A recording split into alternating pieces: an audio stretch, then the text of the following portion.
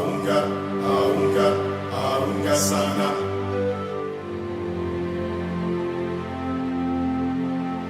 Aunga, aunga, aunga sana.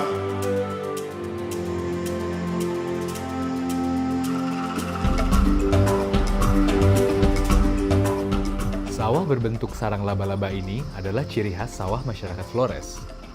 Ini adalah Lembor, sebuah kecamatan yang terletak di Kabupaten Manggarai Barat, Flores, Nusa Tenggara Timur. Lembor terkenal dengan julukan Lumbung Padi Manggarai Barat. Penghasilan utama masyarakat di sini adalah bertani. Begitu pula dengan Ibu Veronica. Kalau tidak kerja begini, Pak, tidak bisa. Untuk sekolah tidak bisa. Penambahan dalam rumah tangga tidak bisa. Sehingga kreatif kami sendiri itu harus cabang. Kerja apa saja kami harus bisa lakukan itu. Jangan hanya pasif, jangan mengharapkan suami.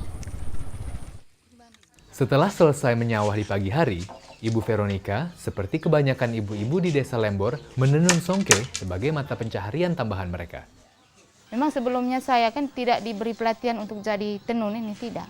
Cuman karena kemauan keras saya untuk ikut barisan nenek moyang, sehingga saya buat tanpa latihan dari orang tua.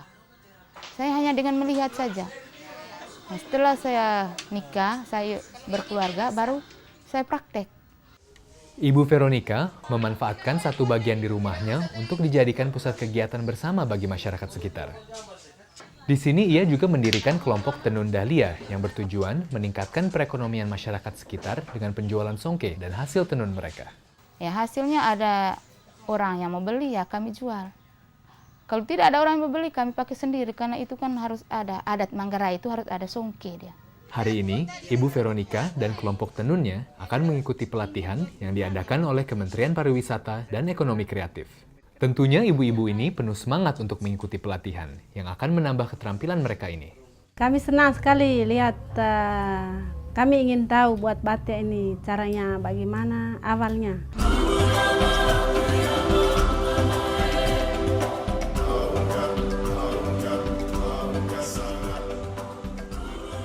Di sini mereka mengikuti pelatihan membatik dalam program Sentra Kreatif Batik yang diperkenalkan oleh Kementerian Pariwisata dan Ekonomi Kreatif dalam rangka memperkenalkan batik sebagai industri kreatif penunjang pariwisata di Kabupaten Manggarai Barat. Kaitannya dengan destinasi wisata. Dan yang kita lihat potensinya di situ salah satu Manggarai Barat. Karena sudah ada TNK Komodo kan, Taman Nasional Komodo di sini. Bagaimana caranya kita mengembangkan kreativitas di Manggarai Barat yang nantinya juga bisa saling menunjang dengan keberadaan TNK. Pelatihan intensif ini akan berlangsung selama 4 hari, di mana pada hari keempat, peserta diharapkan sudah benar-benar mengerti teknik-teknik dasar pembuatan batik.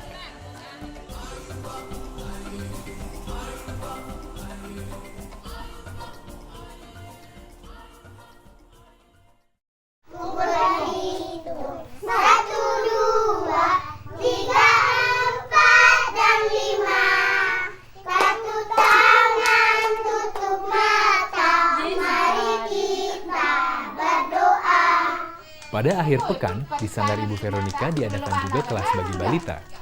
Di pusat kegiatan bersama ini, Ibu Veronica dan suaminya mengupayakan banyak kegiatan positif bagi masyarakat sekitar. Bahkan Ibu Veronica sudah punya rencana untuk mengadakan kegiatan membatik di sanggarnya. Di dalam sanggar itu nanti kami harus masukkan juga kegiatan batik. Nanti perempuannya tenun, laki-laki juga bisa membatik. Karena laki-laki kan tidak bisa tenun di sini. Untuk adat Manggarai tidak ada tenun laki-laki. Awalnya banyak pertanyaan mengapa diadakan pelatihan batik di Manggarai Barat, sedangkan daerah ini sudah memiliki budaya tenun. Batik menggunakan cairan malam panas sebagai pelintang warna.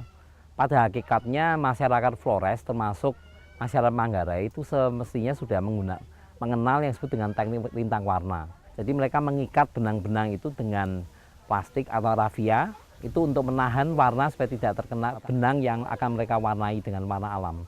Dengan kita memperkenalkan teknik batik, cairan malam panas itu bisa ditorehkan di atas tenun songke Manggarai untuk menghasilkan tenun batik songke.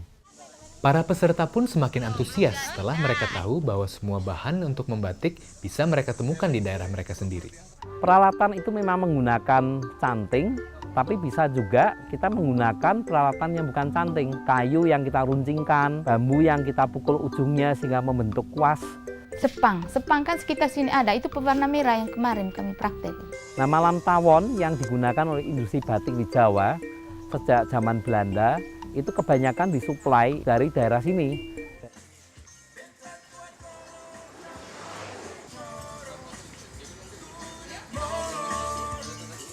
Malam ini rombongan dari Kementerian Pariwisata dan Ekonomi Kreatif diundang untuk jamuan makan malam di Sanggar Ibu Veronica.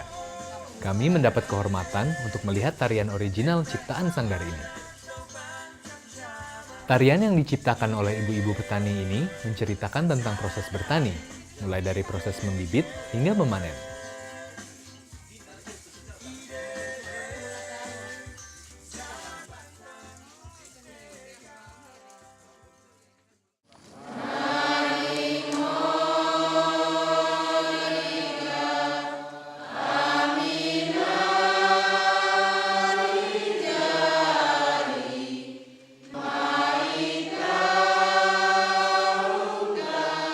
Pada hari Minggu sebelum memulai pelatihan hari ketiga, Ibu Veronica sekeluarga, juga Ibu Eni adiknya menghadiri misa rutin. Pada hari ketiga, keterampilan dan kreativitas peserta batik mulai terlihat. Mereka yang awalnya kesulitan, kini sudah mulai terbiasa dan mulai punya cita-cita dan rencana dengan keterampilan baru mereka ini. Kalau banyak nanti, kalau bisa buat banyak, jual. Kalau tidak untuk keperluan sendiri, pakai sendiri. Waktu pewarnaan atau waktu bikin motif itu orang sini kan belum pernah pada lihat batik, jadi dia masih kebingungan, banyak yang nanya gimana. Hari pertama karena belum tahu apanya, itu maka kami pikir mungkin sulit sebentar. Akhirnya dikasih tahu pelan-pelan, akhirnya dia bisa juga. Taunya ayah, ya ringan. Motif-motif bisa nyiptain sendiri, terus nanti warna dikasih tahu, nanti bisa ini mewarna sendiri. Tenun yang setengah mati, daripada buat batik ini kami lebih rasa ringan.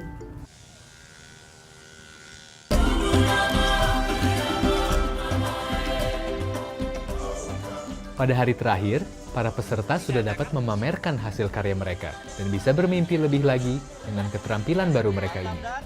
Gimana caranya kita bikin diversifikasi produk. Jadi kita benar-benar bisa mengkombinasikan tenun dengan batik. Bukan kita mengembangkan batik, tapi tenun itu yang udah jadi tradisi di sini hilang. Kita mengharapkan value-nya naik dari tenun itu sendiri, dan kita juga bisa memperkenalkan batik juga di sini sebagai alternatif produk lain.